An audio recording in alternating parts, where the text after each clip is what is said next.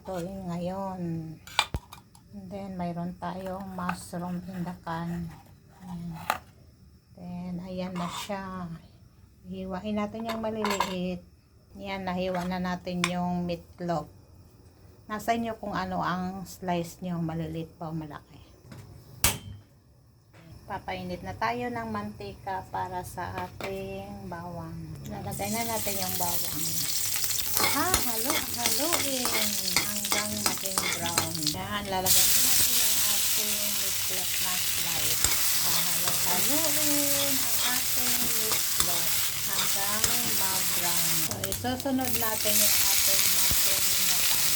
Mix natin siya mga sesilab, konting asin, konting turmeric powder para may kulay ang ating luto.